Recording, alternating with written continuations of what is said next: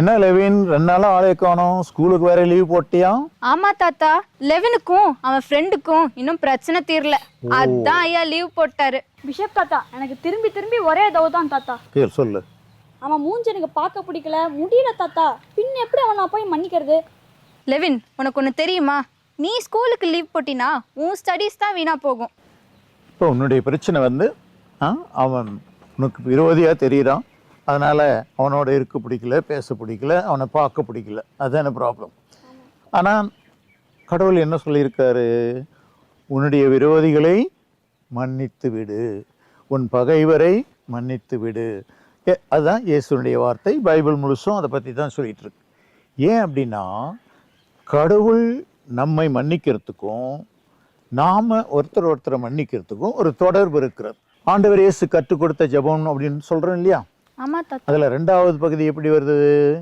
எங்கள் அன்றாட உணவை இன்று எங்களுக்கு தாரும், எங்களுக்கு எதிராக குற்றம் செய்வோரை எங்களுக்கு எதிராக குற்றம் செய்வோரை நாங்கள் மன்னிப்பது போன்று எங்கள் பாவங்களை மன்னித்தருளும். அப்போ கடவுள் நம்மை மன்னிக்க வேண்டும் என்றால் நாம் என்ன செய்யணும்?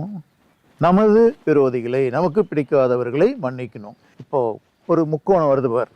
நான் உன்னை மன்னிக்கிறேன், அதை வச்சு கடவுள் உன்னை மன்னிக்கிறார், என்னை மன்னிக்கிறார். அப்போ அப்படி ஒரு முக்கோணம்.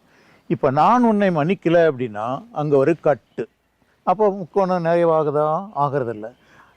கடவுள் இப்படி சொல்லியிருக்காரு, நீ உன் சகோதரனை மன்னிக்காவிட்டால் நீ என்னுடைய மன்னிப்பை பெற முடியாது. காரணம் என்ன தெரியுமா? நாம் ஒரு முறை யாரையாவது ஒருத்தரை மன்னிக்கவே முடியாது, நீ முதல்ல சொன்னல, அவனை பார்க்கவே பிடிக்கல, அவனை விட்ட பேச பிடிக்கல அப்படின்னு சொல்லும்போது நம்ம சுற்றி ஒரு பெரிய இரும்பு வளையம் போட்டுக்கிறோம், அந்த கோட்டைக்குள்ளே உட்காந்துக்கிறோம். கடவுளே நினச்சாலும் நமக்கு ஒன்றும் பண்ண முடியாது.